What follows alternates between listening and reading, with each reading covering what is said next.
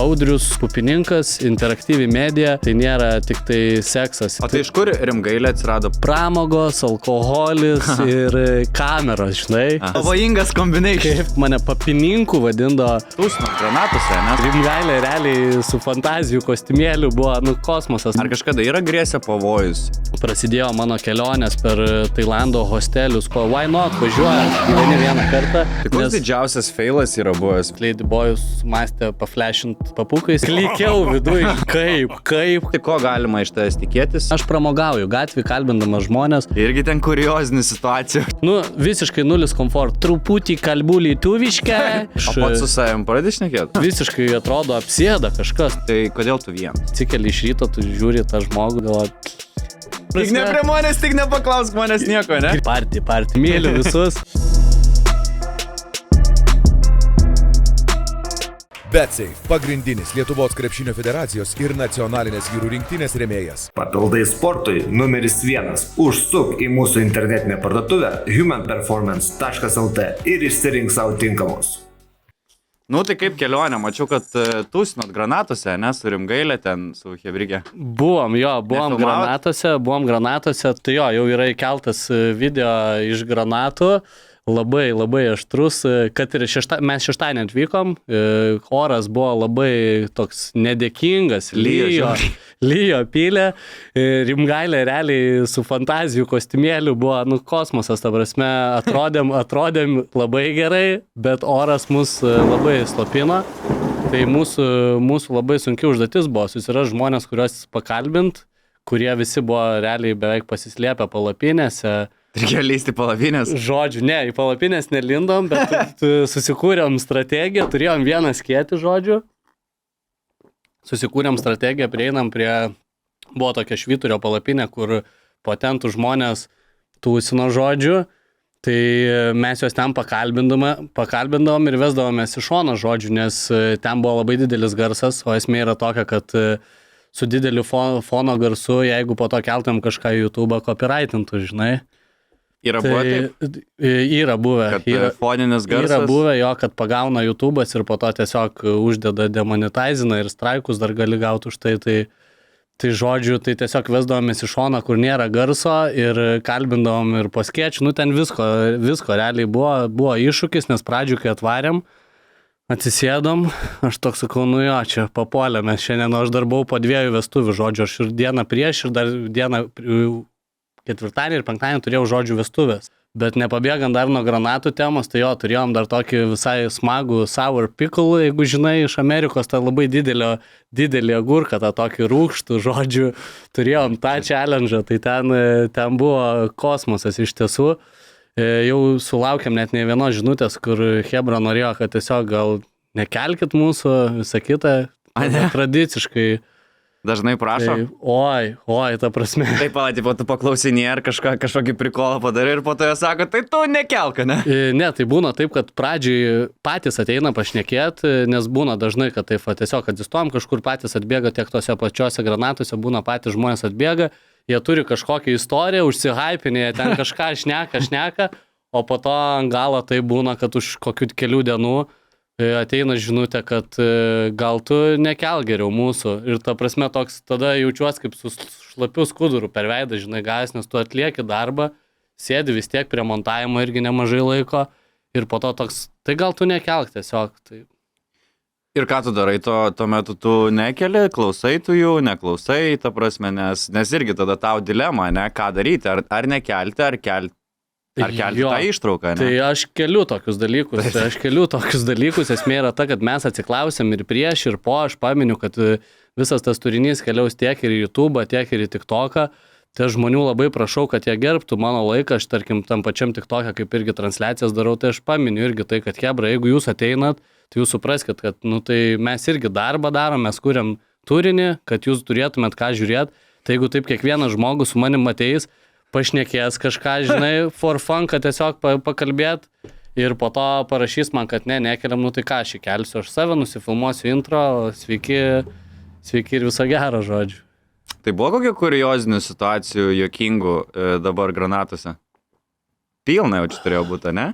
Blemba. Ką nufilmavot arba ko nenufilmavot, nes jau čia geriausi epizodai arba geriausi momentai būna, kai nenufilmuojat, kai kameros nėra šalia. Rimgailė žodžių po filmavimo išlėkė atgal į Kauną, nes draugės gimtadienis, sakė, buvo.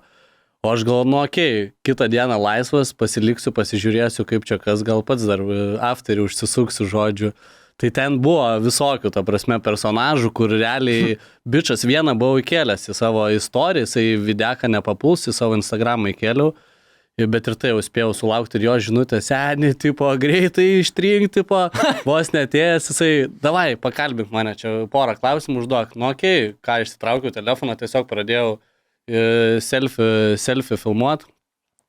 Ir jisai, tai paklaus kažką, tai sakau, kokią nuodėmę, tipo, didžiausią čia festivalį galėtum padaryti. Ir jisai taip išvartė, kad, tipo, išduot savo merginą. Sakau, yra buvę, jisai, jo, ir toks susihypinęs, ir aš toks, tipo. Ir ant kameros. Ant kameros viskas, ir sakau, yra, jo, jisai patvirtino tai. Ir sakau, tai ar jinai tai žino? Ne, bet dabar tai jau sužinos. Tipo, jisai pats tai suprato ir toks vaizdas, kad jo tie vidiniai, nežinau, tas vidinis aš, tikrasis aš pavartos alkoholio, tikriausiai išlindo ir galvoja, reikia deliverinti šitą dalyką, sąžinė galbūt, žinai, sąžinė ir kai atsipalaidavo. Kad žiūrėčiau visoje po to ir galvočiau, aš bent buvau tikras, merga permės, karočią, bet viens pats gatvėje sėdės, nemelavau, žinai. Blemba, taip jau būna, tai žinot, chebrytė, kai kažką darot gyvenime, pagalvokit apie pasiekmes, nes bet kokiu atveju, ir tie videkai neišlystų, tai, vis tiek, ta prasme, anksčiau ar vėliau tą sąžinę užgraužia, aš kaip manau, nes bent jau aš kaip save kaip pavyzdį, kaip imu, tai aš tokioje situacijoje, nafik, ta prasme, negalėčiau toliau tęsti to pačio santykio ar dar kažko, gal kai kuriem ir yra norma. Tai žodžiu, tai va tokį, sakau, po to sulaukiau tų žinučių, kad ištrink, bet, ką jau padarys, jau kas padaryta, to laiko atgal ne. Bet nekelsi YouTube. Į YouTube šitas, neišeis epizodas, nes tiesiog buvo, sakau, kaip selfie nufilmuota. Tai sunku klausti tokių, kaip čia pasakyti, kontroversiškų klausimų žmonių, nes vis tiek tu neklausi, kiek jie metų ar iš kur jie yra, tu klausi tokius apie seksą susijusius, apie santykius, apie sakykime, nelengvi klausimai ir netikėti klausimai išgirsti gatvėje. Tai nėra sunku klausti, ar turi kažkokių strategijų, kaip paklausti tokį klausimą, kaip tau žmonės jaukiai atsako. Aš kažkaip galvoju, kad aš turiu kažką savyje, kad žmonės tiesiog nori man pasipasakoti, aš nežinau, ar dėl to, kad aš keliu kažką į internetą, bet jau senai tai būdavo, kad aš dar jau prieš pradedant visą tą kanalą, visą kitą, būdavo taip, kad aš naktiniam gyvenime susidurdavau su žmonėm, kurie pasakodavo man įvairiausias istorijas ir aš galvodavau, plemba, ta prasme, čia filmuoti reiktų filmuoti ir rašyti visą šitą dalyką, žodžiu. Tai aš manau... Iš čia ir kilo idėja iš pokalbių gyvų anksčiau, kai tu nusprendėjai, kaip tu nusprendėjai visgi filmuoti ir dėti viską į YouTube. Žodžiu, čia labai ilga istorija, tai aš nežinau, pradedame tą istoriją. Tai papasakok. Žodžiu, situacija buvo tokia, kad aš realiai, kai man buvo 20, gal 21 metai plus minus, dabar tiksliai nepamenu, tai buvo taip, kad aš turėjau tą socialinę baimę. Aš realiai bijodavau, aš gyvenau Norvegijoje beveik 8 metus, aš ten vidurinę baigiau, studijau, žodžiu, visą kitą. Ir aš bijodavau net į parduotuvę nueit, kad manęs nekalbintų niekas, kad nesutikčiau pažįstamų ir nereiktų bendrauti. Per visą tą periodą aš labai daug laiko skiriau YouTube turiniui ir žiūrėdavau įvairiausius prankus, tokius intervus ir man būdavo žiauriai fainai pačiam ir aš galvodavau, kaip tie žmonės tiek drąsos turi ir kaip jie gali taip laisvai kalbėti. Tai realiai pagrindinis tai buvo tiesiog tokia svajonė išsiugdyti tam tikrus įgūdžius, kad galėčiau išeiti į viešumą ir visiškai nevaržomai kalbėti apie viską ir galbūt net turinį kažkokį kur. Tai tiesiog patiko konceptas pats, nes tokių intervų, ką aš darau, tai yra pilna, ta prasme, tiek Amerikoje daug kas darė, visur YouTube yra to nemažai. Tai aš čia nieko naujo realiai neišrandu, žinai.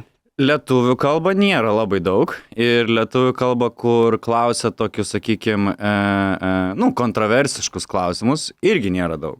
Tai, bet aš esu matęs panašaus tipo video ir anglų kalbom, Vitalis, ten pranksteriai, ten tie visi iš Amerikos. Vitali, tai man iš viso, ta prasme, man va tuo laikotarpiu Vitali, tai Vitalis ZDTV, tai buvo kažkoks kosmosas, kur aš sakau, žiūrėdavau, kaip hebra juda ir galvoju, kaip tap, ta prasme, kaip kažką panašaus galėt, kaip turėt drąsos, ta prasme, išeiti į viešumą ir, ta prasme, nebijoti tiesiog būt ir kurt kažką. Ir man iš tikrųjų, ką jūs darot, atrodo, labai sudėtinga. Tai matai, tas, tarkim, kaip tu irgi klausai, aš dabar biškį sugrįšiu atgal, tai kaip klausai, kaip, ta prasme, žmonės taip drąsiai šneka, tai nėra taip, kad neateini prie žmogaus, nežiūri akis ir nesakai į burną ar į dar kur, žinai, nepradedame to, aš visi prieinu gražiai, ta prasme, užkalbinu tos žmonės, arba jie net patys, sakau, prieina ir mes pradžioj pat apturim tam tikrą pokalbį ir aš įvedu mus į tą temą, ta prasme, ir papasakoju maždaug, koks mūsų yra šios dienos tikslas, ką mes bandom išsiaiškinti, kai kurie išgirsta ir pradeda bėgti. Yra buvę taip, kad net be žodžių mes einam link žmonių, žmonės, ta prasme, X10 greitis ir bėgimas įsijungia, ta prasme. Tik ne prie manęs, tik nepaklausk manęs nieko, ne? Grinai, o kiti ateina, sako, kiek jums čia sumokėt, kad nufilmuotume, ta prasme, tai va toks skiriasi. O tai vat, tai žmonės tai tie patys, bet vat kas skiriasi, manai, žmonyse, kodėl vieni vengia, ar tai viešumo, ar tai, vat, kaip sakai, gal jie net nevengia viešumo ar kamerų, gal jie tiesiog vengia pokalbio, kaip ir pats sakai, kad irgi vengdavai anksčiau, žinai, išeidavai į gatvę ir tik galvodavai, kad nieks neprieitų. O įsivaizduok, anksčiau tu išeitum į gatvę ir toks pat kaip tu dabar, Audrius Pupininkas prišoktų prie tave senesnį ir pradėtų klausinėti klausimus. Tai aš greičiausiai būčiau išraudonavęs ir per sukastus dantis bandyčiau, o gal net ir būčiau bėgęs realiai. Ne, bėgt gal nebėgčiau, bet ta prasme per sukastus dantis būčiau bandęs kalbėtis. Tai jo, aš pilnai suprantu tokius žmonės, kurie nenori, bet nėra taip, kad, žinai, mes nesuslapta kamera filmuojam, visada prieinam, informuojam, kad bus keliama YouTube'as, TikTok'as, visur katais ir paklausim, ar nori bendrauti. Tie, kurie, o būna tokių, kur tai nenorim. Tai okei, ir aš matau, kad šiaip faini žmonės ir aš tiesiu tą pokalbį ir jie galvoja, kad mes jas slaptai filmuojam. Sakau, chebra, nusiraminkit, tikrai taip nedarau, aš nesu, ta prasme, beširdis kažkoks, kad, žinai, specialiai kažką bandyčiau kažkam padaryti. Tai man tiesiog patinka bendrauti su žmonėm. Tai kas įvyko iš tikrųjų? Ar būtent tie video tave inspirino kalbėtis daugiau ir kaip tu iš tikrųjų pradėjai praktikuoti public speaking, ar tu pradėjai daugiau bendrauti su nepažįstamai žmonėm gatvėj? Kaip tas procesas įvyko? Žodžiu, mano... Nes dabar tai, dabar tai žiūrint į tave ir kiek aš research dariau, jeigu būtum paklausęs, kaip manai, koks aš buvau anksčiau, aš būčiau sakęs, kad toks pat, bazarina, nebijo, socialus, taip toliau. Mane, žinok, sutinka žmonės ir seniau iš paauglystės, kur aš dar Lietuvoje prieš Norvegiją, sako, kaip tu, tai, ta prasme, kas tau atsitiko, realiai kas tau atsitiko, nes aš visiškai kitoks, aš buvau aktyvus, pas mane visat būdavo energijos, bet aš žodžiu tiek paauglystėje, tiek vaikystėje, pas mane ta turbūt aplinka tokia buvo, kad mane... Gal dėl Norvegų? Mane slėgė, aš 16 tik tai mane tėvai išsivežė gyventi Norvegiją, tai iki to laiko realiai aš gyvenau Kaune ir ta prasme tiek vaikystė, ta dalis paauglystės buvo Kaune praleista. Ir esmė yra ta, kad gyvenau tokiam rajone, kur aš nuo vaikystės menininkas toks buvau, žinai, mėgdavau šok, dainuot ir aš dėmesį mėgdavau. Bet ir Muay Thai dar mėgsti? Buvo periodas, čia apie tai irgi prieisim. Žodžiu, aš toks labai ganėtinai universalus žmogus esu. Tai, žodžiu, iki 5 klasės tai buvo, bet, ten rajone duhindavo tokius, kur dainuoja, šoka ir vaidina. Tai realiai tai teko persiverst, teko prisitaikyti ir tas prisitaikymas buvo labai didelė kaina to, kad aš labai didelį laiką nebuvau savimi. Ir tas nebuvimas savim, tai man aš po to prikaupiau labai daug ir karmos taškų, nes aš tikrai elgiausi ne taip, kaip aš norėjau. Ta prasme, ėjau pats prieš save ėjau, tada išvykom, žodžiu, į Norvegiją kartu su tėvais, žodžiu. Ir 16 metų, visiškai be draugų, ta prasme, be nieko, į norvegų mokyklą, nauja kalba, ta prasme, kur tie patys skandinavai ganėtinai dabar aš jau žinau, kad, jie yra labai nacionalistai.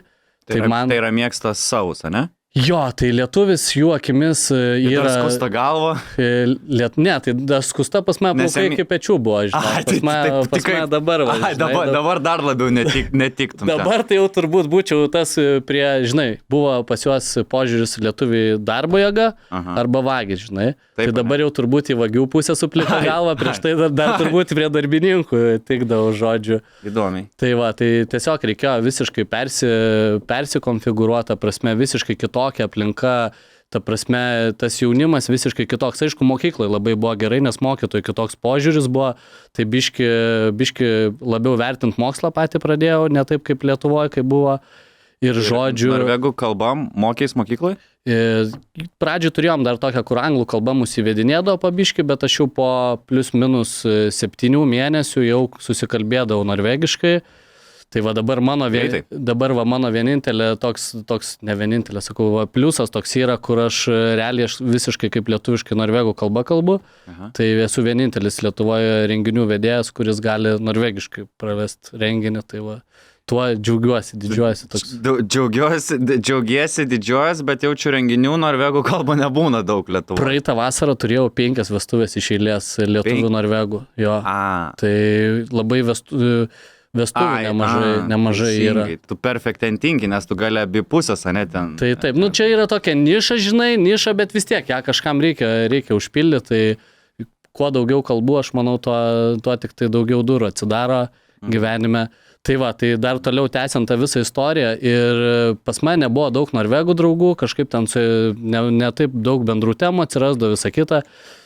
Tai aš su lietuviais leisdavau laiką, o ten su lietuviais, žinai, būdavo, tarkim, savaitgalis ateina, išvarom į kokią sodybą, lenkiškos vodkės, prigeriam, tada tarp savų muštynės visokios ir taip toliau, žinai, tradiciškai.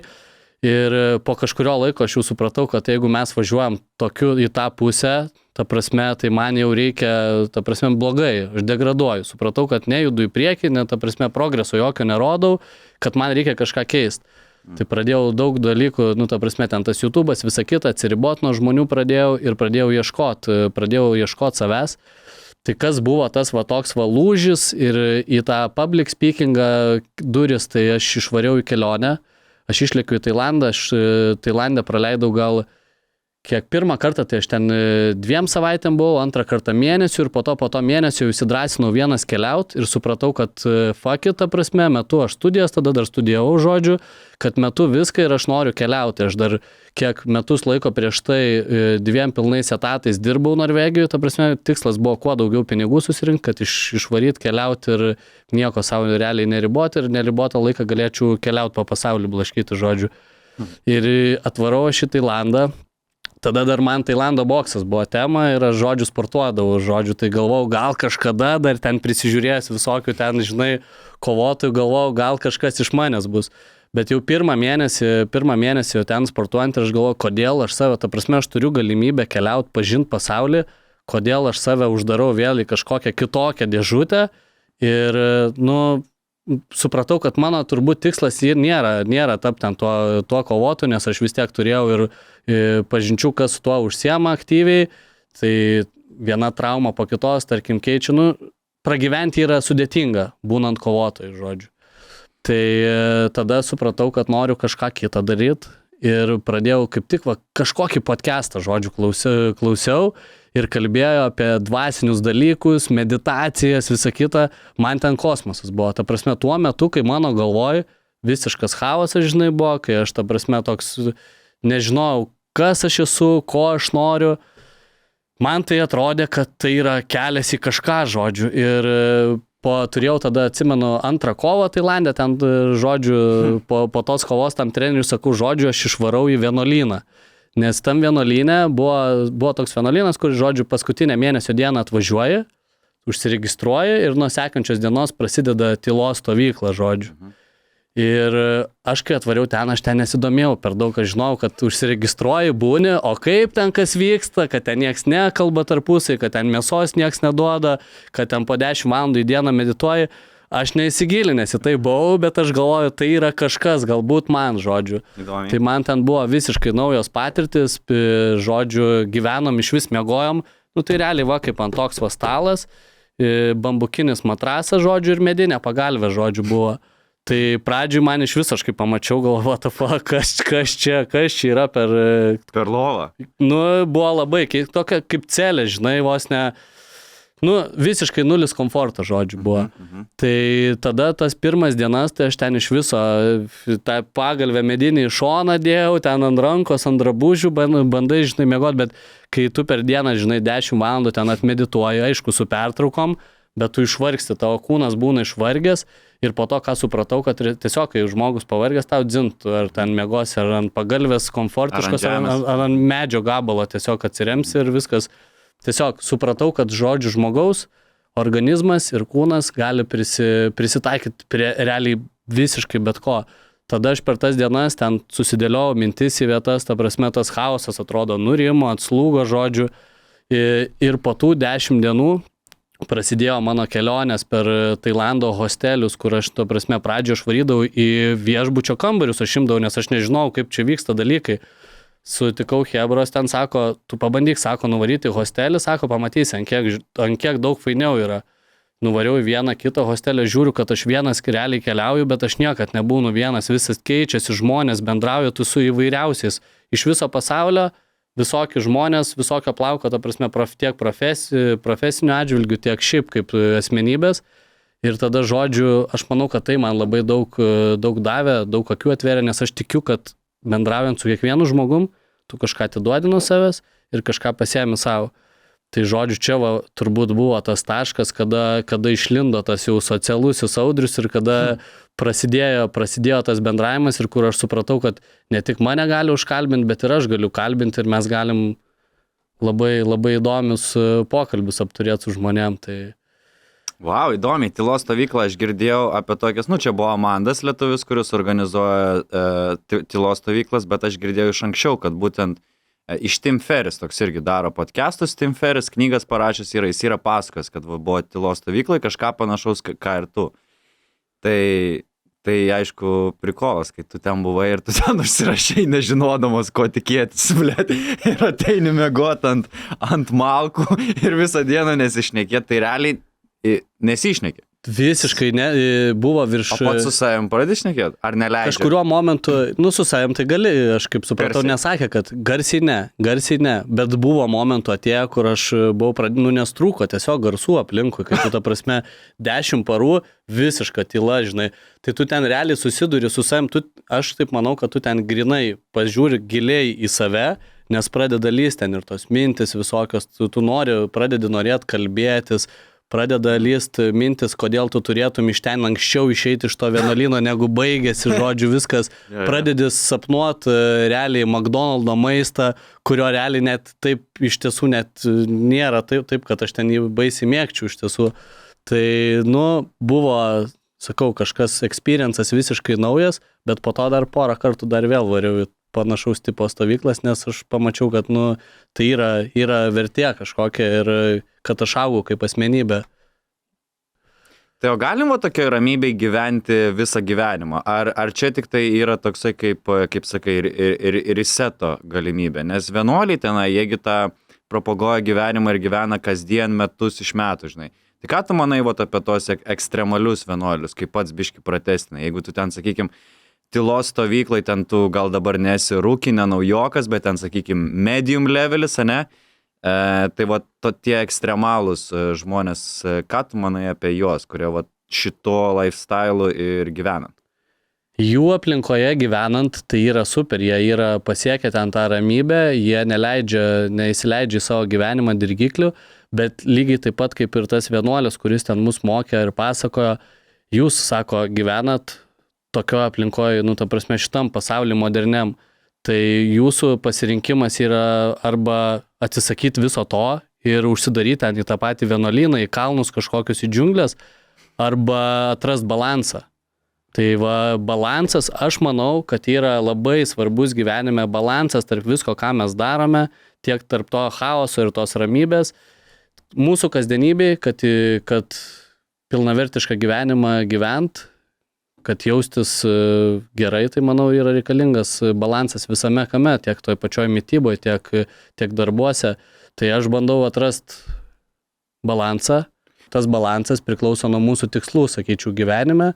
Ir daleiskim, aš kaip pavyzdį galiu duoti, daleiskim mano praeitas, kadangi aš dirbu su renginiais, tai mano praeitas pagrindinis, mano darbo laikas būna sezoniškumas, tai būna nuo gegužės iki spalio, pagrindė vestuvės eina, tada per kalėdas mėnesis eina renginiai kalėdiniai visokie įmonių žodžių. Tai čia yra pagrindas darbo, tai tiek aš užpraeitais metais, aš turėjau vasarą kosminį kiekį renginių, ta prasme. Kiek? Nes dienų yra ką? 3 mėnesiai, dienų yra 100 dienų, sakykime, ne? Kažkas, aš iki galo neskaičiau, bet buvo Liepos, rugpjūčio mėnesį aš po 5 renginius iš eilės turėdavau, kur aš 6 dieną atsikeliu, žinai, žiūriu į lubas, aš net iš lovos nenoriu išlipti, ant kiek aš būnu išsitaškęs, tada restartas, važiuoju toliau. Ir po to, kai atėjo spalio mėnesis, tu tiesiog žiūri į lubas ir tu nebenori matyti žmonių, tu visą save atidavėjai ir sėdi pats su zero, ta prasme, galvoji, ką daryti toliau, žinai. Tai va, šiais metais aš prasimokiau iš savo praeitų ir užpraeitų metų ir aš tiesiog, tarkim, dabar birželio mėnesį aš skyriau YouTube veiklo, mes važiavome į Palangą filmuoti videkus, žodžiu, tada žodžiu, jo, daugiau laiko savo skiriu, net ir sezono metu nesupratau tai, kad aš visų pinigų neuždirbsiu ir kad per daug kainuoja, žinai, tai balansas, tai tarkim, darbo atžvilgiu. Atsisakyti kartais renginių vietoj to, kad pailsėta vieną dieną, apie tai šneki. Taip, kad nebūtų taip, kad į kraštutinumus nežinai, nes mes esame šiaip... Populiarus irgi žodis yra, kad būti produktyviam, hardworkerius mes aukštinam, žinai, žmonės, kurie sako, žinai, aš išsenku iš darbo, tai mes plojam jiem. Ar čia gerai ar ne? Tai čia jų reiktų paklausti, nes jeigu dabar grįžčiau ir paklausčiau pas mane, jeigu paklaustum, kai aš buvau tą momentą, kur po to išsekimo sėdėčiau, tai ką aš tau pasakyčiau, tai aš geriau sakyčiau, kad gal aš tarpus pasidarysiu tarp tų renginių, o nearsiu, kaip, žinai, juodas arklys. Žinai šitą faktą, ne, aš dalyvau dar realybės šou vienam. LNK, TV3 tobulas mečas, žodžiu, buvo. Ir aš šitą realybę šou. Buvai tobulas mečas? Dieve, ta prasme, tai buvo priveikta dalykų ir esmė yra ta, kad aš ten nuvariau po savo to perdegimo, realiai aš perdegęs buvau ir aš jau ten likę buvo 5 dienos iki to realybės šou. Aš naktį miegodavau su dantim sukastais, nes aš žinau, kad aš prižadėjau, aš pasirašiau sutartį, aš prižadėjau žmonėm, kad aš dalyvausiu, aš esu toks žmogus. Jeigu aš daviau žodį, tai reiškia, kad viskas kitaip nebus, aš darysiu viską, kad aš jį tiesėčiau. Ir kad ir kaip aš ten nenorėjau varyti, kad ir kaip aš jaučiau, kad man to nereiktų, aš ten nuvariau. O ten vis tiek, žinai, realybės šou, tai... Aš visiškai nežinau, kas ten įvyko. Ten buvo, mes 8 dienas gyvename sodyboje, pramogos, alkoholis ir kameros, žinai. Aha. Ir kai tu jautiesi kaip šūdas... Pavojingas kombination. Kaip tu jautiesi kaip šūdas ir dar ant viršaus užmeti kokteiliukų. Tada, žodžiu... Gėdas prisidarai? Buvo, biškai, aš negalėjau, žinok, serijų, ta prasme, kai pradėjo leisti serijas, nes jas po to sufilmavo, žodžiu, viską ir po to leido serijas, tai ne tik serijos, yra trumpos serijos po 20 minučių ir po to ten tos ilgos po visos dienos, kas ten vyko, be edito. Tai realiai, kai pasižiūrėjau, tai galvoju, eina savo, nes... Žodžiu, buvo periodas, bet aš to nesigailiu. Ta prasme, tai buvo patirtis, nes aš nuo vaikystės man patikdavo tie realybės šou. Tai aš tiesiog norėjau pabandyti sudalyvauti, išmėginti save tokio pobūdžio. O kas ten įvyko, kad tu taip nenori atsimeni šitą laiką? Tai mes ten pavadinimas tobulas mečas, tai mes ten automatiškai ieškojom antrų pusių. Tai ką buvo, kiek ir mūsų buvo pradžioj 3 vaikinai, 3 merginos. Aha. Ir žodžiu... Tai pasirinkti po... Jo, tai ten toks kaip Tinderė, žinai, principų, pradžioj 3 atsisėdam, renkamės vieną iš tų 3 merginų ir po to prasideda ir mes ten turim užkariauti jų jų širdis visą kitą, o aš kai toks, žinai, dėl turinio žmogus, tai aš pasistengiau labai ir gal net ir per daug momentais pasistengiau. Aišku, aš nieko nesigailiu, tai buvo fun, bet po to, kai išėjo serijos, kai reikėjo žiūrėti, tai wow, buvo labai gėda, ta prasme, aš raudonavau tiesiog žiūrėdamas į save ir galvojau, kas čia vyksta. Tai, o tai ką tu pamatei, ko tu nesitikėjai? Nesitikėjau. Iš šono save pamatėjai labai aš daug laiko. Matai, aš savęs niekad nebuvau matęs iš šono išgėrusio. Ir išgėrusio, ką aš kalbu, tai ne po kokteilio, ne po 2, nes ten realiai mes ten neturėjom labai daug pramogų, tai vakare tipo tema ir visas turinys ėjo iš partį, žinai. Ir aš kažkaip, žinai, neapsikroviau, nestabdžiau ir ten buvo linksmybių ir su ta mergina, ten buvo ir dramų, ir pykčių, nes mes ten visi tokie skirtingi. Buvo panašių scenų, bet, to nebuvo, žinai, to iki galo to nebuvo. Ten, būtų dar daugiau gėdos tada. Ten greičiausiai, arba nežinau. Arba ne. Jeigu geras seksas, tai kodėl... Žinai, gal dar... Pavyzdį paimtų žiūrovai. Jo, bet sakau, tas momentas, kur tas didelis alkoholio kiekis ir po to ten tas, žinai, bendravimas tarpusavį. Tai gėda, ką šnekėjai, ar gėda? Tiesiog gėda tam tikrais momentais, kaip elgiausi išgėręs. Aišku, aš savęs neteisinu, ten, ta prasme, visi turim savo tą pusę, žinai. Bet ne visi matom tą pusę iš šono ant kamerų per teliką. Tai taip, tai buvo po to pasižiūrėti save, sakau, buvo kažkas tokio, kur man sunku būdavo, žinai, kas savaitę eina serijos, tu pasižiūri ir aš kokias 3 dienas vėl parkės. Tai viena iš svajonių ir buvo YouTube projektą kažkokį viešą daryti. Svajonė tai buvo tiesiog įgyti drąsos laisvai bendrauti su žmonėm, tai buvo mano svajonė. Tai išpildai. Buvo svajonė, nevartojant alkoholio, būti drąsiam. Tai tai buvo pati mano didžiausia svajonė, kurią taip išpildžiau ir dabar tuo labai, labai džiaugiuosi. Tai, o YouTube'as tai ir kaip jokinga po to žiūrėti, kai tu blaiviai išmoksti būt su neblaiviais, po to jokingai tos neblaivius žiūrėti, nes tu matai, kaip jie realiai keičiasi po poros gėrimų ir anksčiau tu to nematydavai, kaip pats gerdavai, nes tu visi kaip ir keičias, ar visi tą kaukę kažkiek nueina, žinai. Nėra tau dabar gal net nejaukų būti tarp girtų žmonių. Aš dabar net nesakau, kad aš visiškai, žinai, alkoholio esu atsisakęs, bet jo, buvo periodų, kad aš nusistatė savo, kad dabar šitais mėnesiais aš visiškai neįlašo ir aš varau į vakarėlius, tarkim, nuvarai į kažkokį klubą ar dar kažką ir tu, kaip ir tu paminėjai, tu matai, kaip žmonės tiesiog pasikeičia nakių ir ateina momentas, kada tu pats nesupranti, ką aš čia veikiu. Bet iš kitos pusės mano realiai darbas, tarkim, tie patys privatus renginiai, kuriuos aš dirbu, tai žmonės vartoja alkoholį. Taip, ir daug jaučiu per vestuvės. Ir būna, kad nemažai. Irgi ten kuriozinių situacijų, čia esi blematęs. Tai žodžiu, pirmi 5 renginiai mano, kai aš grįžau po to į Lietuvą, kaip aš ten turėjau pirmus 5 renginius, vis tiek mano ir kaina atitinkama, žinai, kai aš norėjau įsimesti rinką, tai aš dirbau ant kainos, žinai, jau mažesnę kainą siūliau, kad žodžiu turėt, kad gaut atsiliepimus ir kad gaut patirtį, nes realiai, kai aš pradėjau su renginiais dirbti, aš buvau niekas visiškai. Aš mokėjau bendraut, aš buvau matęs keletą pavyzdžių, bet tai buvo, šokui ėjau į mišką ir reikėjo prisirinkti, žodžiu, grybų ir valgomų dar. Tai žodžiu, buvo taip, kad žema kaina, klientai papuldavo įvairiausią plauką, kur,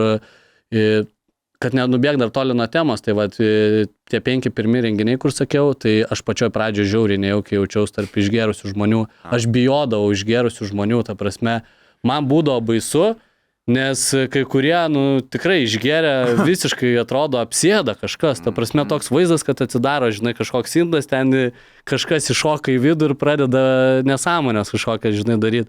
Tai pradžiai, žinai, buvo nejauku, bet po to tiesiog neturėjau kito pasirinkimo, aš prie to pripratau ir išmokau kaip dylinti su tai žmonėm. Tai, o dėl kuriozų, tai, tai sakau, tuose renginiuose, kur pradžiai biudžetas low būdavo, Dieve, ko aš tik ten nematydavau, kokiu ten, ta prasme, yra buvę ten, tarkim, renginys, aš aišku nepasakosiu kur ten, bet situacijos būdavo tokios, kur atvarai, ten hebra ant tiek prigėrė, prišnioja visko, kad ten pačią sodybą griaut pradeda, kur tu realiai baigi su didžėjum, baigi savo darbą, nes pačioj pradžioje dar irgi su didžėjum būdavom iki galo žodžiu, aš padėdavau ten, žinai, visą įrangą, viską susirinkti. Baigėsi visas renginys darbo valandos ir jau kuo greičiau, davai greitai metam viską į mašinas, jau matai, kad gali net ir mus kabinti realiai, ta prasme, būdavo ant tiek situacijų tokių, kur važiuoji namo arba grįžti namo, eini miegoti ir košmarų sapnuoji realiai. Košmarų sapnuoji, nes hebra ant tiek užjuda, kad, baisu. Tarkim, tu stengiasi nežiūrėti, tarkim, stovi prie didžiai pulto, realiai didžiai pakeiti irgi, jeigu šiek tiek pats tarp kitko ir groju. Aha. Užsidedi taip kepurytę ir net nežiūri į priekį, kas vyksta, nes gali kažkas praskristi tave, ta prasme, ant tiek. Kas sunkiau tavo manimu, tau vesti renginius ar daryti pokalbius gatvėj? Renginiuose yra daug daugiau atsakomybės, į tai dedama. Nes ten dar ir sumoka, ten kažką tikisi iš tavęs gatvėj, tai taip iš tikrųjų netikėtai, tu žinai, šoki į jų gyvenimus, ane? Tai gatvėj tai yra pramoga, žinai, aš pramogauju. Aš gatvėj, aišku, iš to kažkaip, ta prasme, aš pramogauju. Gatvėj kalbindamas žmonės, tai man yra tiesiog bairis, aš laisvalaikis, aš ten su kažko pašneku, paprikolinu, pats iš to pasijuokiu, žinai. Tai man tai yra, realiai sakau, labiau kaip pramoginė pusė. Aš tai nežiūriu kaip į labai ten didelį darbą, nes prieš ką aišku, aš jaučiu atsakomybę prieš žiūrovą, bet tai nėra, kad tarkim kaip vestuvėse PVZ, kad tu tarkim vieną kartą gyvenime tokia šventė vyksta, tai jeigu aš sufeilinsiu video, tai okei, bet jeigu vestuvėse net negali būti kalbos apie, kad kažkas ne taip, žinai, bus viskas turi būti tobula. Tai koks didžiausias feilas yra buvęs vestuvėse, sakykime, kada tau iš tikrųjų buvo gėda, aš įsivaizduoju, kad tai pirmas šoka, tu ten viską sujungi, mikrofą jungi, daug žmonių ir nėra garso. Šitaip nėra buvę, bet vieną kartą mes ten tokį buvo žaidimas, vyko žaidimas, žodžiu, mes ten spėliojom filmus iš muzikos, žodžiu, ir vienas namuose filmo labai panašus garso takelis su Harry Potteriu yra, žodžiu. Ir paleido ir aš tą vakarą sirgau, žodžiu, temperatūros turėjau, buvo bairis, kad intro darau, žinai, visą vakarą pristatinėjau, šneku ir man vaizdas, žinai, dingsta. Ir aš aš galvoju, aš dar kalbu, bet aš nieko nebematau, žinai. Aš pareinu pas didžėjų, sakau, ką tik vos nekolapsinau, žinai, sakau, vidury salės. Nes ant tiek, temperatūra, žinai, ir žaidžiam tą žaidimą ir aš kažkaip užskaičiau kitą atsakymą ir didžėjus taip, žinai, rodo, žmonės jau ant manęs pyksta, žinai, komanda, nes vis tiek hypas, ta prasme, konkurencija vyksta. Belė kokį šūdą, nepasakai, ir aš užskaičiau visiškai ne tą dalyką ir aš toks, tai buvo 20 sekundžių gal tylos, žiauriai nejaukios tylos, kur kas dabar bus, bet aš po to tiesiog taip važiavau. Svarbiausia, žinai, tokiose situacijose nesustot ir važiuoti į priekį. Tik tai tada sakau po to. Užsimirš, už minutės pamirš, kas buvo. Tai, bet esmė yra ta, kad aš po to, žinai, išsivartyti iš situacijos išsivarčiau, bet po to, kaip aš blogai jaučiausi, po to gal eina, nafik, ta prasme. Aš labai savikritiška, žinai, esu, tai man tas momentas biški tai fakalė, bet esmė yra ta, kad sakau, dar buvau sergantis, tai ir tu negali, ta prasme, esmė yra tokia, šito darbo, tu nesvarbu, tu sergi, atsikeli pas tą 39 temperatūrą, tu nesurasi kito tokio, tarkim, kaip kolegos, kuris būtų laisvas tą pačią dieną ir atliktų lygiai taip pat gerai tą darbą, žinai, tai tu eini, darai ir, sakau, ne kartą yra tekę, kad ir su temperatūra ir tiesiog važiuoji, atidirbi, tada grįžti namo ir toks palengvėjimas pareina. Bet, pavyzdžiui, kai renginius vedi, ten irgi reikia daugiau pačiam šnekėti negu klausimų. Tai tu turi kažkokiu būdu, kaip bendrauti su publika, auditorija? Su publika, auditorija, tai aš manau, kad nėra vieno, ta prasme, būdo, kaip galima prieiti prie kažkokios publikos ar auditorijos, nes dažniausiai vis tiek tos auditorijos skirtingos būna.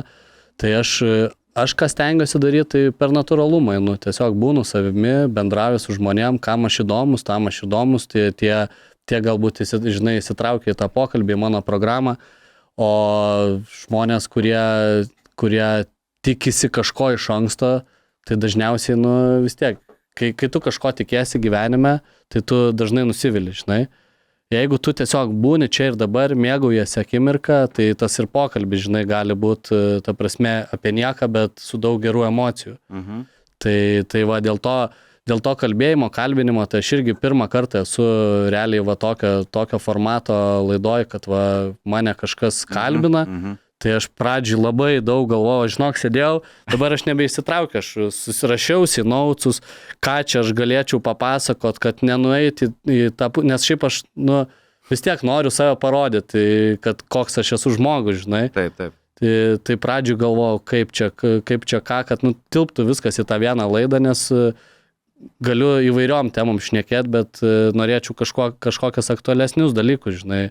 Pavyzdžiui, tai ką rašiais, ką norėjai šnekėti? Palies, tai va norėjau, sakau, pašnekėti apie tą patį, norėjau pašnekėti apie tą realybę šou, apie renginius, apie tą YouTube, kad norėjau pateikti, kad taip, kad parodyt save iš skirtingų pusių, kad tiesiog žmonės suprastų, kad Audrius Pupininkas, interaktyvi medija, tai nėra tik tai seksas. Šiaip, jeigu atvirai, man labiausiai iš mano YouTube videkų patikęs yra, kur aš iš vis net nekalbėjau ir nekalbinau žmonės, aš prenką dariau. Aš dariau prenką, aš savo Kaune Maksimos aikštelė, kai buvo karantinas, ten visą kitą išėjo įstatymas, kad ten automobiliai turėjo būti parkuojami per tam tikrą atstumą, žodžiu, kas 5 vietą vos ne. Ir aš pagavau šitą, galvoju, čia belė kokią video idėją ir aš ėjau tiesiog bauda žmonėm išrašinėti. Dėl to, kad jie per arti prisiparkavo su metru, žinai, tai man tai buvo, ta prasme, aš ten nežinau, klikiau viduj, žinai, ir po to, kai tas jau video buvo sumontuotas, ten buvo iki tiek daėjom, kad net viena mergina žodžių kyšį man pasiūlė už tai, kad aš jai baudos nerašyčiau ir jinai man 10 eurų davė realiai. Tai va tai buvo kažkas. Ant Big Maco. Tai va, realiai matai, aišku, aš gražinau po to tos pinigus, papasakau, kad čia mes juokaujam, jinai ten tokia. Juokės? Labai, ten visi juokės, kas po to pasakydom, kad filmuojam slapta kamera, tai labai juokėsi, tai man gal, žinai, gal šiuo metu aš dar nesu atradęs to savo visiškai galutinio tikslo su YouTube to kanalu, tai dar, manau, žmonės pamatys interaktyvią mediją tokią, kokios dar nematė ir nesitikėjo. O tai iš kur Rimgailė atsirado pas jūs? Ar jūs kartu draugai esate? Nes ją irgi mačiau kaip vedėją, vien žodžiu video daug mačiau. Jo, mes su Rimgailė susipažinom prieš šiek tiek daugiau negu metus laiko. Mes LNK projektėlį tokiam pasimatymų dalyvavom. Nes aš sakau, aš mėgstu save įkišti, ta prasme, rodyti visur žodžių, veltis į visokius dalykus, kur galbūt kartais ir nereiktų veltis, tai žodžiu, tai mes turėjom aklą pasimatymą su Rimgailė, ten širma tokia buvo ir žodžiu per ją. Tai tik į pasimatymus, kviečia į mečus visokius pasimatymus. Žodžiu, tai žinai, antros pusės. Ant mėsos mergom. Antros pusės nėra, tai galvoju, reikia leisti žodžiu. Reikia suras kažką, bet kol kas tai va, tai žodžiu pasimatymas, ten bendravom visą kitą, ten tas mūsų mečas nepaėjo, bet po to mes taip netyčia visai susitikom, pabendravom ir aš pamačiau, kad visai pakeliui būtų interaktyvi medija kanalas YouTube, visai pakeliui su to, ką Rimgailė kaip save pateikė socialinėje erdvėje. Pasiūliau, sakau, davai pasibandėm ir visai smagiai gavosi visas tas momentas, nes vis tiek, ta prasme, kartu su Rimgailė turbūt daugiau vaikinų akių pritraukiam. Tai va tas va toks va gavosi toks duetas. Ir geras linksmas duetas iš šono, atrodo, kad viskas tinka. Mes praeitais metais, kai buvom Palangoje, tai buvo wow, ta prasme, koks labai ir patys, mes turėjom labai gerą laiką. Dabar šiais metais, kai filmavom, žodžiu, buvo birželio mėnesis, šiek tiek su orais nepasisekė, tai buvo toks, ne toks vaibas buvo, bet vis tiek, va, Granatose, manau, tas videkas, tai va, bus super ir vėl mes grįžom. Nes aš jo nemačiau dar. Taip, kaip šitas video bus, tada bus ir granatų video išėjęs. Tai tikrai... Nes man irgi aš į pirmą kartą pažiūrėsiu. Aš jau, žinok, susilaukiau vėl žinučių, ta prasme mane taip pasėdžiu. Jau gal tai žmonės, aš nedėkit. Aš toks gal, tai ką aš įdėsiu, kur man varyt, perfilmuot kažką, nu neįmanoma, ta prasme. Tai, jau pizdakas. Tai visi, kas rašėt, kad nedėkit, nu tai hebra, kitą kartą pagalvokit, iš anksto pagalvokit, kur čia ta kamera man. Kitą kartą prieš pasakodami istorijas, prieš patys prieidami pagalvokit ir ar verta tikrai tai sakyti. Gal 3 kartus pagalvokit, ne 2 kartus, ne double think, o triple checkint, ar tikrai. Arba jau, jeigu pašnekėjo, tai jau nerašykit, nesidarykit patys savo gėdos, nes aš nežinau, nepatinka man, kai taip. Ar esi kažkada jautęs, kad įžeidei žmogų su klausimu? Įžeist gal ir... Ne, gal įžeis, gal ir ne, bet esu jautęs, kad žmogus susinepatogina ir tada užsidaro visas, žinai, pokalbis ir jis toliau niekur realiai neina, tai va gal, o dėl įsižeidimo, tai, nu, matai, mes, tarkim, aš neįsivaizduoju, gal vienam žmogui įsižeisti yra viena, aš, nu, gal nepastebėjau to, tik tai, bet, sakau, yra buvę situacijų, kad nejaukiai žmogus pasijausdavo, tai, ta prasme, pas mus yra tokia kultūra, kur ką apie mane pagalvos, žinai, ką apie mane pagalvos draugai, ką apie mane ten šeima pagalvos, apsikrauna labai žmonės, tai vieni kalba laisvai, kiti labai uždari yra ir ypač, tarkim, jeigu blaivus žmonės pakalbinus toj pačioj, va, tarkim, Lietuvoje, nu, tai aš abejoju, jeigu aš dienos metu filmuočiau tokius video, tai, nu, būtų labai, jaučiu, daug reikėtų dirbti, prasme, nes, nu, žmonės tiesiog, jie nelabai, nu, nesupranta, kaip ir apie ką, žinai, kad čia tiesiog viskas for fun ir tai yra tiesiog turinys tam tikras, tam pačiam TikTok'e, va, kalbant šiek tiek apie tos pačius TikTok live transliacijas, tai buvau pradėjęs daryti ir pastebėjau tokį dalyką, kad Lietuvoje yra labai populiaru arba ten, nu, scrollini ir ten arba asocialūs dalykai dedasi hebra, ten baisiai geria ir nesąmonę, žinai, daro, arba kiti tiesiog sėdi ir vos nesiųskit man doneitus.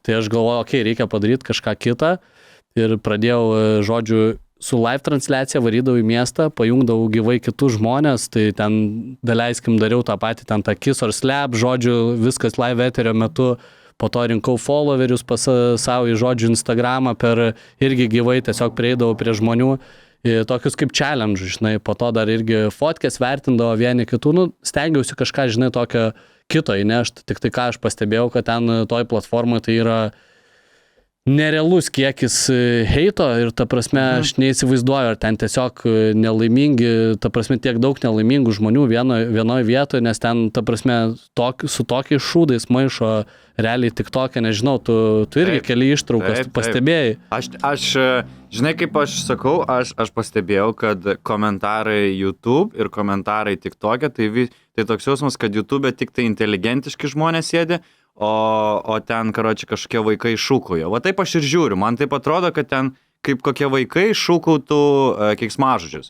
Blet, na, nu visi keiksmažodžiai įmanomi. Ir nesvarbu, įkelt su vienu, su kitu video, o ten, sakykime, YouTube'ai gali būti visi geri, tai aš galvoju, gal YouTube'ai daug kas nešerina savo ten to heito, o vat gal TikTok'e ten pohui, žinai kaip dar yra bandos jausmas, kai tu matai komentarus, visi geri komentarai, ar sakykime, daug kas ten giria podcastą, tai tu gal automatiškai arba gal irgi prisitaikai prie tos, bet TikTok'e tai ten be kiekvienas video, tai keiksmažodžiai.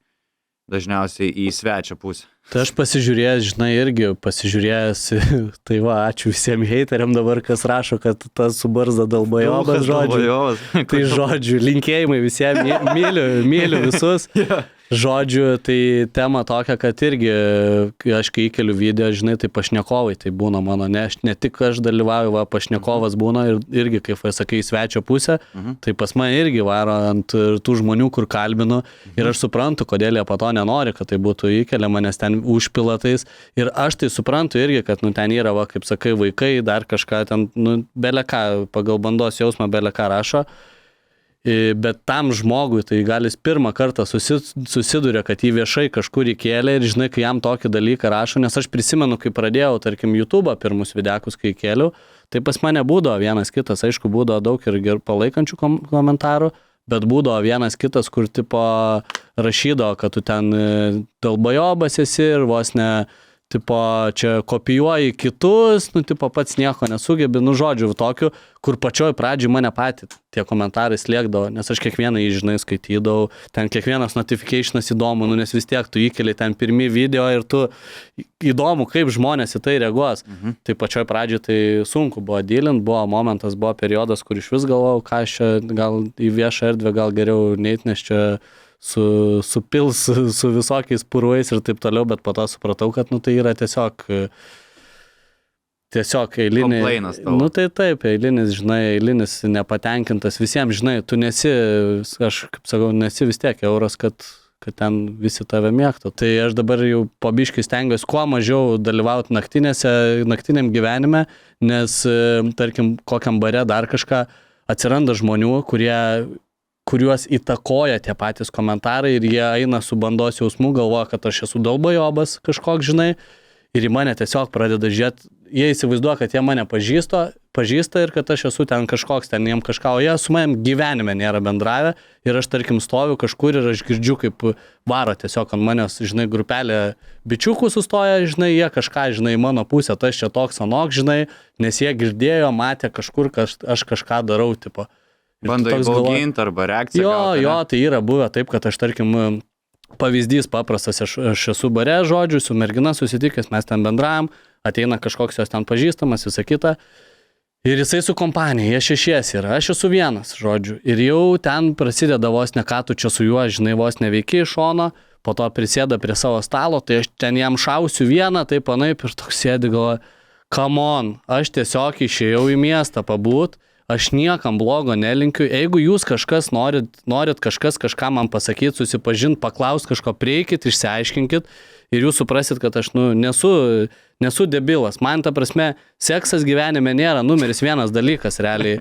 Pas mane tiesiog yra Numeris 2. Numeris 2. Tai yra svarbu, bet irgi tam reikia labai tinkamą žmogų surasti, nes jeigu tu tiesiog taškysi savo energiją į kairę į dešinę, tai toli.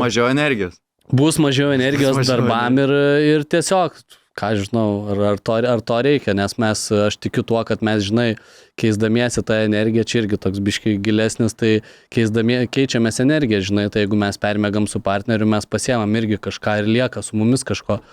Tai tiek kalbant apie karmas ir visą kitą, tai reikia atsargiai rinkti savo partnerius, kad po to nereiktų atidirbinėti už kažkieno padarytas klaidas. Wow. Kitą kartą pagalvosiu, prieš parsivedant merginą namo, ką čia pasakei. Galbūt aš dabar kalbu taip, nes aš jau atėjo pas mane gyvenime momentas, kada aš norėčiau turėti pastovius santykius, sukurti šeimą, man vaikai labai patinka, aš, ta prasme, nepagalvokit nieko blogo, ta prasme, auginimas vaikų. Taip, auginimas, mano pusėserė dabar metukai, mano sūnėnų yra, tai wow, man jį pagrob net norisi, ta prasme, toks fainas atrodo, kaip ant akių jisai auga, ta prasme, toks, kaip tas pats, žinai, vaiko vystymas, visą kitą. Bet tavo atveju, tu turi ir YouTube platformą, ir pastovų darbą, ir galimybių, ir TV, ir atrodo prie mergų, ta prasme, viena iš sudėtingesnių problemų bachūram, vaikinam, tai yra tiesiog prieiti ir užkalbinti, žinai, pas tai liktais to nėra. Tai kodėl tu vienas? Tai kaip ir prieš tai kalbėjom, yra stereotipai lipdomi, kur labai daug merginų. Taip, aš neturiu problemos bendrauti su merginom, bet daugelis iš jų galvoja, kad, aš čia toks, žinai, to have a good time, tipo, pasitūsint vienos nakties nuotykis ir visa kita, kas manęs. Gal, sakau, kažkada prieš kokius 5 metus, tai man, tipo, why not, važiuojam, tipo, gyveni vieną kartą, dabar jau manęs tai nežavi, kur tu, tipo, vis tiek, tu, ta prasme, po to, žinai, atsikeli iš ryto, tu žiūri tą žmogų, žinai, galvoji, tipo, ką aš čia veikiu ir kur tai veda, ta prasme, man norisi, aš dabar į moterį žiūriu kaip žiūriu, ar yra perspektyva į kažką toliau, tai realiai, ta prasme, daugelis moterų, su kuriuom aš paskutiniu metu susitinku, tai jos tiesiog nori nuotikių ir galvoja, kad su manim, tiesiog nuotykis ir viskas, tai aš į tai nelabai dabar linkęs.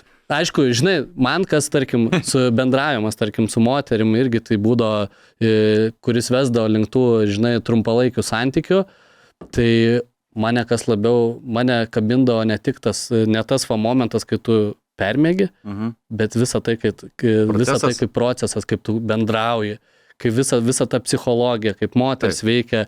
Mane tai veždavo, aš nuo to kaifuodavau, o po to jau ten kas būdavo, viskas fainai, seksas yra fainai, man tai patinka, nieko nepagalvokit kito. Aš šiaip pastebėjęs, tarkim, iš mano perspektyvos, tarkim, su merginam, tai aš vis tiek, netrodo aš labai lietuviškas. Taip. Tai man italiano. Aš žaisdavau.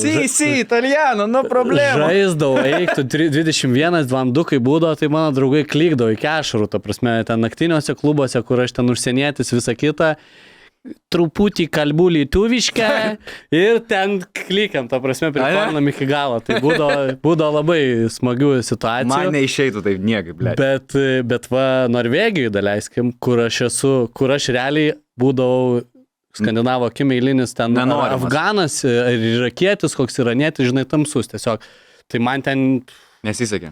Ten taip kortą neįdavo, kad ten visiškai grįžti į Lietuvą, čia visiškai kitaip. Ta prasme ir tos panos kitaip bendravo, su tavim nesakau. Tas turbūt požiūris, nes ten labai daug tų atvykėlių žodžių iš tų kitų, iš trečių šalių ir tiesiog turbūt plus dar kai būdavo kalbos tokios, kad ten jie ten tas moteris muša ir visa kita. Tai toks, žinai, irgi užklijuodavo etiketę, šitas pavojinga. Tai žodžiu, bet sakau, Lietuvoje yra tekę turėti tikrai smagių momentų, kai ten apsimeti užsieniečių, kad nekalbi lietuviškai, prikolinė, ar žinai, tos panos ten pavartojusios alko, kol ant galo pradedi ten mėti tos lietuviškus žodžius tokius, kur ir su akcentu, jos pačios ten pradžiai nesigaudo, po to tiesiog randam po kokią, žinai, pusvalandžio, kiek minučių pradedi lietuviškai išlempos šnekėti su kompanija ir jom dar kelias kokias minutės smegenys nesukonektina, kad tu jau lietuviškai kalbi, tai čia yra, čia yra veikianti taktika. Čia taktika tai veikdo, tikrai. Tai ką dar galime iš tavęs tikėtis, Audriau, per ateinančius metus ir kur tave žmonės gali rasti ir kokiais requestais, kokiais prašymais gali tave kreiptis. Tai kur tave galim rasti, ko galima iš tavęs tikėtis ir tai gali man pašėrin, gali čia pašėrin. Tai mane visi gali atrasti Facebooko puslapis, ten labiau su privačiais renginiais dirbu, tai renginių vedėjas Audrius, vienintelis toks plikas su barzda. Ne Andrius, Audrius. Pupininkas. Audrius Pupininkas, žodžiu. Jo, pavardė mane Papininku vadindavo, Papinikas. Pup, tarp kitko, norvegiškai Puper. Yra papai, tai man ten iš viso ta pavardė buvo žvengia ten hebra baisiai. Tai renginių vedėjas Audrius, Facebooko puslapis, Instagramas yra Audrius Pupininkas, ten taip pat galite siūsti užklausas susijusias su renginiais. Norit pamatyti mano turinį, keliaujame į YouTube, interaktyvi medija ir TikTok laivai. TikTok laivus galite matyti šiuo metu vedėjas/live paskyra, prieš tai buvo renginių vedėjas, bet uždėjo baną laivam žodžių, prisiveikiam bairių, tai tęsim kitoje anketoje. Baną? Jo, uždėjo žodžių, prisižaidėmės ten su challenge'ais ir tiesiog live transliacijų nebegalim daryti, tai jau yra mano trečia anketa, viena iš jų buvo užblokuota, kai Tailande dariau, vakarėlyje dariau live transliaciją ir visiškai random pro mane einantis Ladyboyus sumastė paflashint papukais į kamerą ir užraukė, tai žodžiu. Taip greitai, nes su... Jo, viskas ten, ta prasme, TikTokas yra labai stiprią platformą turi, kur greitai raukia tokius dalykus ir labai gaila, bet nieko, greitai followeriai kyla ten tam TikTok'e, tai žodžiu, tai TikTokas vedėjas live, Facebookas, Instagramas ir jo. Ir ko galim iš tavęs tikėtis ateityje, kokio kontento ar YouTube ir panašiai? Iš manęs, manau, ties YouTube galima tikėtis daugiau prankų. Aš manau, grįžti į tą pusę ir... Meibakas dabar, mačiau, daro prankolus, pradėjo prieš... Prankolus? Aha. Okay, tai... YouTube ten skambina ten dėl BMW, kažką mačiau, žvengiu, ten skambina užsakyti pizzą, žinai, tai, prankolina. Irgi gera niša. Jisai radistus prikelinė, matai, tai radistai kažkada, jeigu atsimeni būdą, tai ten nebaisi, taigi viral ėjo su tais prankolais ir čia laisva niša, tai jisai visai gerais dalykais gal užsiema.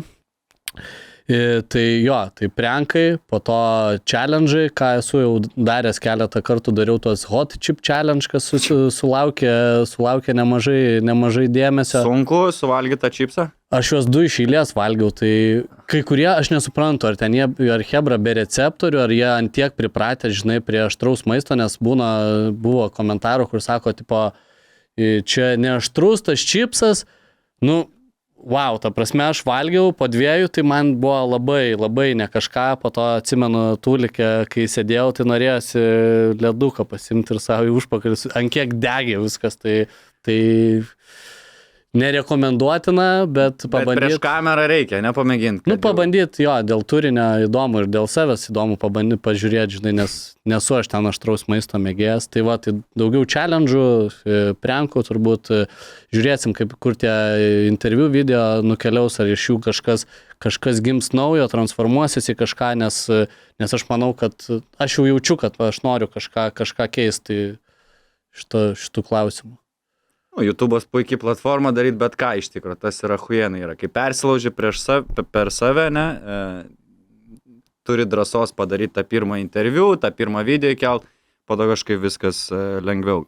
Ko realiai nepapasakau ir nepaminėjau, tai dariau vieną, man žiauriai patiko vienas formatas, šovė idėją į galvą, man šiaip aš toks keliautojas, galima sakyti, man patinka kelionės. Ir šovė idėja, kad pabandyt keliauti benamio pagrindu, be pinigų visiškai. Pasijutubinau, prasičekinau žodžiu YouTube, ar kažkas jau Lietuvoje, žinai, darė tokio kažko panašaus pobūdžio turinio. Pamačiau, kad nėra. Ir radau amerikietį vieną bičą, kuris ten Amerikoje mėnesį laiko visiškai be dolerio, žinai, kišeniai varė ir prakeliavo ten vos ne visą Ameriką, susipažino su belikiek žmonių, ten iššūkiai visokie. Labai įtraukiantis kontentas, žinai. Yes Theory gal? Ne, Yes Theory. Bet jie irgi yra davę. Yra darę šitą. Ne, panašių principų, žinai, ten, bet ar 1, ar 2, ar 3 dienas išgyventi nežinomai valstybei ant nulio, žinai. Jo. Bet jo. Tai va, galvojau apie šitą ir galvojau, pradžioj reikia pilotinį pasidaryti, tai dariau, tarp kitko, prieš 3 savaitės, maždaug prieš 3 savaitės. Tikslas buvo iškeliauti iš Kauno, nulėkti pajūrį, žodžiu, tai 3 dienas buvau išvaręs taip, nulėkiau iš Kauno, visiškai be pinigų, nulėkiau į Palangą, Palangoje, žodžiu, ten kaip tik vyko tas UTMA kovų renginys, tai sudalyvau konferencijoje, pasižiūrėjau, po to sakau, reikės bandyti be bilieto patekti. Aišku, man labai viskas gražiai dėliojos ir aš supratau, kad Lietuvoje, kadangi yra jau kažkoks sekėjų ratas, žinai, kad aš neprapulčiau šitą dalyką darydamas, nes aš ten realiai komfortiškai ganėtinai gyvenau, ten pirmą dieną vos ne tik atvažiuoju į Palangą, ten vienas sekėjas nuperka man autobuso bilietą, kur aš galvau teks tranzuoti, žinai, nuperka autobuso bilietą, atsirando aš Palangoje, žodžiu, dar net netvarau į Palangą, Instagram'e jau rašo vienas bičiukas, žiūrėk, čia mano draugas, tipo, turi užkandinę, vaišinam tave, kol būsi Palangoje, ateik pas mus pavalgyt. Aš nueinu ten pavalgyt, kol einu link Basankės, man jau kažkokią moterį žiauriai fainą rašo iš Molėtų, kad tipo, va, aš sukontaktau, čia šito restorano šefas pažįstamas mano, yra tavo vakarienė, alaus bokalas, kai norėsi nueik, aš toks, ta prasme. Po to į tą UTMA irgi papuoliau visiškai Rimkenzo, sutikau Basankį, papasakau, kaip ten viskas vyksta, sako, gerai, seniuk, suderinsim tau žodžių bilietus, tai... Pirmą vakarą pas tokias merginas nakvojau, žodžiu, irgi ten kažkada buvau su viena iš jų susimečinęs Tinderyje, žodžiu, ir nebuvom niekad susitikę, tai sako, aš jau savo draugę kalbinu, kad tipo, pas mus galėtum likti, bet jinai tipo, biški nedrasi. Pabendrau biški su jom, sako, tai varom į barą pradžiai, tam bare ten užjudėjom, belekai, po to, gerai, lik pas mus. Tai pasies ten, aišku, ten to miego, ten porą valandų įsimiegojau. išvariau toliau judėti. Ganėtinai, ką supratau, tai biškitas iššūkis, kadangi dar ir tūsinau tuo pačiu metu ten su Hebra, tai išvargino žiauriai. Žiauriai išvargino, nes visą laiką smegenys, žinai, dirba, vis tiek aš visą laiką jau šnekėjau su žmonėm, tai vieną naktį aš ten miegojau žodžiu kopose, po to atsiradau šventojoj žodžiu miegojau hamake, nors gavau namelį, bet kažkaip tas hamakas ir toks pavargęs žodžiu buvau lūžau ant hamako. Tai šiaip turiu irgi šitą medžiagą, aš turiu tas 3 dienas susifilmavęs, turiu vlogo tipų, aš noriu įkelti į YouTube, bet toks biški dar ant klaustuko, dar montažo procese visas šitas, tai galbūt tai išeis. Aš va tos ESTR žiūrėjau ir aplamai idėja tokia, kad tu tikrai turėsi nuotykių. Neįmanoma kažką tokio daryti ir neturėti nuotykių, nes 2 dalykai yra reikiamybės, ką aš irgi Londone supratau, kai realiai reikėjo kažkur gyventi, ieškoti be pinigų. Tai, kad miegot reikia kažkur, bet visada yra vietų haliavai miegot, bet jeigu haliavai miegosi, tai bus nuotykių, hamake, prie jūros, stotyse, gatvėj, ten darkšai. Tai miegot pagrindinis ir valgyti. Ir šitos 2 dalykus, jeigu neturi pinigonių, tai vien jų siekti yra sunku. Bet kai esi žinomas ir statusą, tai tą ir sakai dabar, kad dabar galėtum būti benamiu ir visai nesijaustum kaip benamis. Aš nesitikėjau, žinok, ta prasme, ten buvo taip, kad toj Basanavičiaus gatvė eini ir Hebra tiesiog klausė, Audriu, jau radai nakvynę, ir aš toks, ta prasme, nes šiaip labai daug, kai pradėjau viską kėliau istorijus, ką veikiu. Matė, ne, visi, kad... Tai Hebrytė jo, matė ir baisiai užsikūrė, visiems labai įdomu buvo, man pačiam įdomu buvo, kas ten bus. Išleidai 0 centų. Aš grįžau dar su pinigais, ta prasme. Aš išvariau be pinigų, aš grįžau dar su 20 keliais eurais, man rodos, ir aš dar bilietą atgal nusipirkau. Visiškai randam Basanavičius ten su merginom šokam vidury Basankės, vaibą keliu, žmonės prijunginėjau, prie tų šokių kažkoks randam bičas prieina, tiesiog 20 eurų man į rankas, seniuk, mačiau, tau reikia, taip, aš apakęs buvau, ta prasme, tai va. Realiai sakau, Lietuvoje šitas galima būtų ir tęs, bet man norėtųsi, žinai, labiau kažkokio iššūkio pačiam savo, nes tai tikslas nebuvo pasitūsinti, žinai, nuvaryti, nes gavosi taip, kad aš ten savaitgalį išvariau ir su žmonėm, kurie mane followina, žinai, iš kažkur žino, praleidau gerai laiką. Bet aš manau, huijena idėja. Šiaip pasijaus benamiu ar ambairio, ar iš tiesų, kai būna, žinai, situacijos, kai neturi pinigų ir kur miegot, tai tas benamio jausmas yra, man atrodo, geras humbling jausmas. Aš kai grįžau namo, žinok, po šito, kaip man gera buvo į savo lovą atsigult, ta prasme, aš taip kaifavau atsigulęs į tą lovą, tai buvo, sakau, wow, kažkas buvo, tikrai, atrodo, žinai, nedaug dienų čia, realiai ten 3-4 gavosi realiai iš viso dienos, tai... Daug. Tai grįžt namo buvo taip gera, kai nereikia galvoti, žinai, kur aš po to miegosiu, nes realiai ištisai turėjau eit bendrauti su žmonėm ir suktis į situacijos, kur ten buvo vienas vakaras, kur aš ten 12 nakties tik pradėjau ieškoti nakvynės, tai ten buvo žodžiu. Tai, dėl to kopas ir atsidūrė. Tai paryčiais, tai radau porelę, ten žodžiu buvo bičiukas su pusseserė, sako... Tai va, mūsų draugė, žodžiu, iki 5 ryto dirba, žodžiu, tipo, tai sako, priimsim, tipo, pas save. Ir aš nieko neapsikrovęs, ten su jais dalyvaujam, žodžiu, šokiai, viską, kokteiliuką eina į trasą. Ir ateina tos 5 ryto, ateina ta draugė ir jinai tokia ramių veidų, aš nepriimsiu, nepažįstamo, tipo, pas save. Ir aš toks, tas bičas sako, tai ne, varam, tipo, pas mane, aš čia iš Klaipėdos, tipo, priglausiu pas save. Ne, sakau, žiūrėk, čia yra mano iššūkis, čia yra mano reikalas, žinai, viskas sakau, neapsikraukit, aš einu. Tai, žinai, aš pats buvau gal nusistatęs tą vakarą, kad aš noriu vieną dieną pabandyti kopose išmiegoti, žinai, tai aš ten gal 4 valandas praleidau kopose, nėra patogu, buvo vėsu ir... Nežinau, nenorėčiau kartot miegojimo kopose, nebent jau labai... Buvo vėsu, tas tai buvo, jaučiu nemalonu. Audriau, tau sportuot, matau, daug nereik, sportiškas esi, bet vis tiek palaikyti esamą situaciją reikia. Tai aš nežinau, ar tu mėgėjęs esi proteinų ar ne, bet Human Performance turi tau dovanų.